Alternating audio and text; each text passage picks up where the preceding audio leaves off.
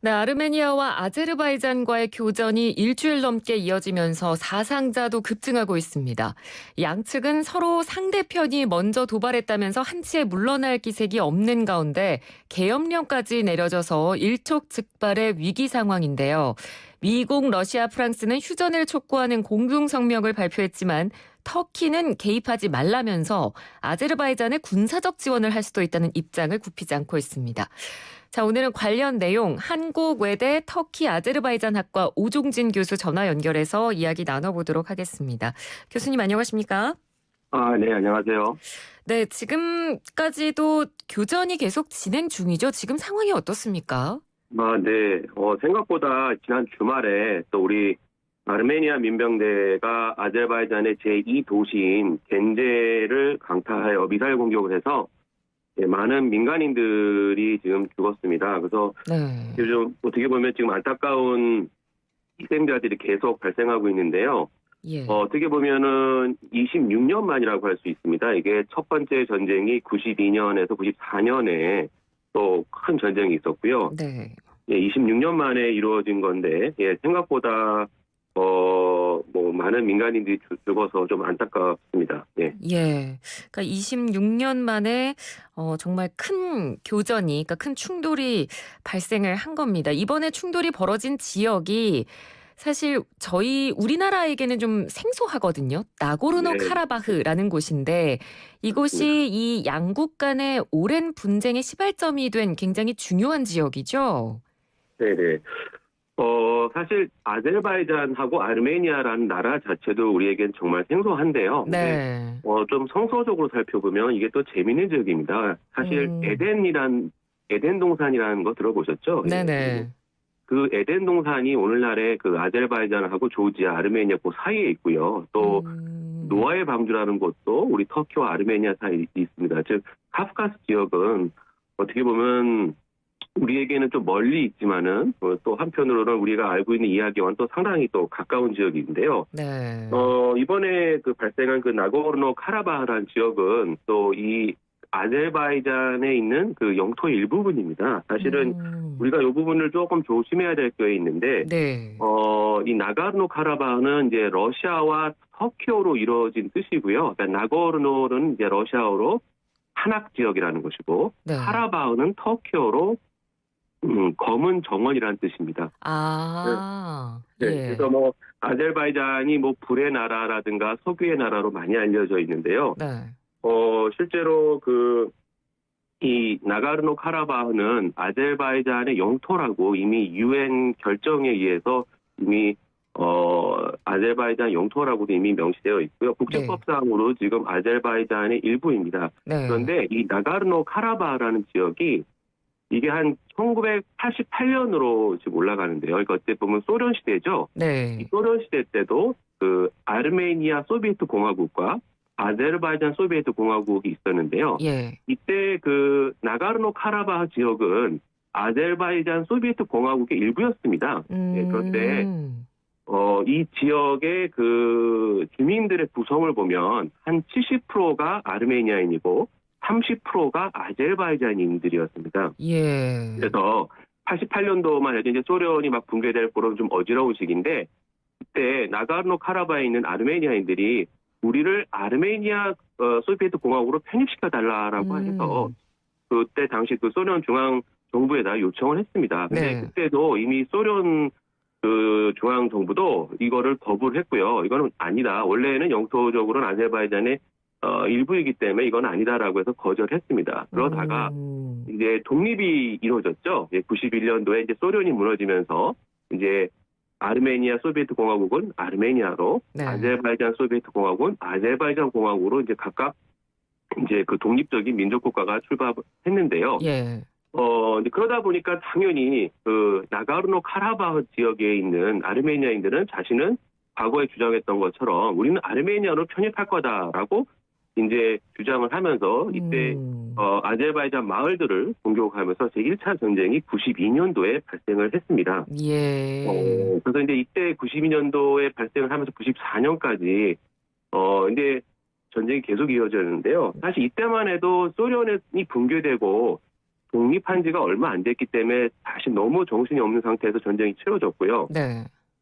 이 당시만 해도 약 3만 명의 사상자가 나왔습니다. 그래서 이제 현재 뭐 사상자 집계는 정확하지 않습니다. 왜냐하면 뭐 약간의 지금 정확한 정보가 없고 좀 네. 약간 소유 정보들이 워낙 많기 때문에 지금은 조금 더 기다려봐야 되는데요. 네. 1차 전쟁 때는 약 3만 명의 사상자가 났다고 통계는 나와 있고 이때 그 나가르노 카라바흐의 아까 말씀드렸지만 인구의 70%가 아르메니아, 그다음에 네. 30%가 아제르바이잔이었는데 이때 당시 인구가 88년 기준으로는 약 14만 명 정도였습니다. 네. 그런데 이제 이 전쟁이 일어나고 약 30%인 아제르바이잔인들은 지금 아제르바이잔 좀 더 안쪽으로 들어오게 됐고, 그리고 이제 아르메니아와 이제 이 나가르노 카라바흐도 경제적 상황이 별로 좋지 않다 보니까 많은 사람이 떠났습니다. 그래서 실제로 지금 이제 나가르노 카라바흐의 인구를 10만 미만으로 보고 있습니다. 약 한 8만에서 9만 정도로 지금 대충 보고 있고요. 네. 그러니까 8만과 10만 정도가 있는 나가르노 카라바흐라는 지역에 있는 아르메니아 민병대와 그다음에 아제르바이잔 공화국의 정규군이 대치하는 상황이기 때문에 실질적으로 군사적 판세라든가 이런 것은 그러니까 정규군과 민병대 수준이기 때문에 그러네요. 사실은 뭐 이제 이게 뭐 군사력이라든가 이런 면에서는 차이가 많이 납니다. 그러니까 네. 뭐 인구가 지금 아제르바이잔은 독립 당시 800만이었다가 현재 예. 1000만입니다. 그러니까 1000만 대 뭐 대략 뭐 많이 잡아도 10만의 지금 싸움이라고 보시면 되고요. 그다음에 현재 이 공규는 어떻게 보면은 아제르바이잔 입장에서는 자신의 영토에서 이루어지고 있는 그 자기 내전이라고 볼 수 있습니다. 그렇죠. 그러니까는 아제르바이잔 입장에서는 국제법상으로는 당연히 본인들의 영토니까요. 네네 맞습니다. 예. 그렇기 때문에 지금 현재 뭐 예를 들면 터키 개입설이라든가 뭐 네. 최근에는 뭐 그 F-16 터키 전투기가 뭐 출연했다가 격추됐다 뭐 이런 얘기도 있는데요. 예. 이게 사실 다 좀 오보고요. 저도 이제 터키라든가 이쪽 아제르바이잔 쪽에 있는 뭐 지인이라든가 아는 교수들하고도 통화를 해봤는데 이게 사실 그렇지는 않더라고요. 그러니까 이게 아르메니아 입장에서는 이거를 좀 더 확대 해석해서 네. 어떻게 보면 국가 대 대결 또는 또 지금 최근에 또 뭐 종교 간 대결, 뭐 이슬람과 기독교 대결 네. 몰고 가려는 좀 그런 것이 있는데 예. 어떻게 보면은 정확히 말하면 이건 민족 분규고요. 그다음에 아제르바이잔 영토 내에 있는 그런 아르메니아인들에 대한 자신이 자치권과 독립을 요구하는 하나의 그런 어떻게 보면 반란군의 뭐 역습이다라고 볼 수 있고요. 네. 이게 그래서 이제 1차 전쟁 이후에 지난 9월 27일 6시에 아르메니아인들이 갑작스럽게 또 지난 1차 전처럼 아제르바이잔의 그 마을을 공격하면서 시작되었습니다. 예. 제가 앞서 이거 약간 놓친 부분이 있는데 네네. 지금 나가르노 카라바흐라는 지역이 아제르바이잔 전체 영토의 20%나 됩니다. 그러니까 상당히 또 넓은 지역입니다. 그러네요. 인구는 뭐 한 10만 정도 미만이라고 보지만 네. 아제르바이잔 영토의 20%면 상당한 부분을 차지하고 있고요. 예. 그러면은 아마 많은 분들은 청취자들이 이렇게 생각하실 거예요. 그러면은 지금까지 26년 동안 뭐 했냐 아제르바이잔은 네. 자기네 영토가 아르메니아인 일부 이제 그 소수 민족에 의해서 어떻게 이렇게 보면 유린되고 그다음에 자기네가 통제할 수 없는 실효적 지배도 못했는데 그리고 정규군이라면서 왜 지금까지 가만히 있다가 이렇게 되냐라는 의문을 아마 가지실 거예요. 네. 사실 94년 이후에 지속적으로 소규모의 국지전과 약간 전투는 있었습니다. 그러니까 예를 들어 우리가 뭐 38선에서 우리 휴전선에서 이제 가끔 뭐 남북 간의 대치가 있던 것처럼 그런 소규모의 그런 국지전이 있어 왔습니다. 네. 이번에 이제 94년 이후에 대규모적인 전쟁이 어떻게 보면 발생한 건데요. 예. 그러면 지난 26년간 할 수 없었던 이유는 여러 가지 국제 정치학적인 그런 입장이 있습니다.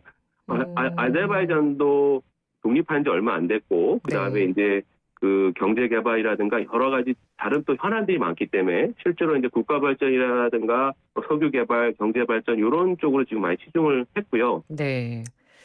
그다음에 이제 그 카프카스 지역에는 예. 유일하게 러시아군이 주둔하는 곳이 아르메니아입니다. 그래서 아르메니아에는 그 러시아군이 지금 주둔하고 있고 어떻게 보면 이제 그 미국과 서방과 그다음에 러시아 간의 어떤 그런 균형 어쨌든 그런 대치가 이루어진 지점이라고 볼 수 있고요. 네. 교수님, 지금 네네. 쭉 제가 뒤에 질문 드려야 될 부분까지 지금 다 이어서 설명을 해주셔가지고요. 제가 중간에 한번 좀 정리를 좀 하고, 그러시죠. 네, 네네. 제가 다음 질문으로 좀 드리도록 하겠습니다. 그러니까, 네네. 이제 지금 충돌이 벌어진 나고르노 카라바흐라는 지역이, 그러니까 오랫동안 지금 두 나라 간의 충돌이 계속해서 있었던 곳이고, 네.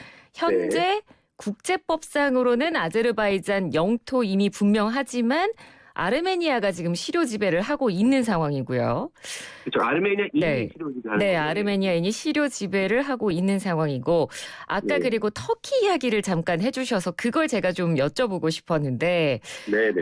왜냐하면 이제 최근에 이곳의 이 무력 충돌이 더 커질 것이다라고 우려가 나오는 지점이 바로 터키 개입 여부였거든요. 근데 아까 교수님께서는 오보라고 얘기를 해주셨어요. 터키가 개입을 네네. 안 한 것이다. 그럼 그쪽에선 그렇게 소식이 들려오는 겁니까? 네네. 실제로 아직까지 터키의 분이 움직이지 않았고요. 네. 지금 터키에 있는 대통령을 비롯한 정치권에서 그 정치적 메시지는 보냈습니다.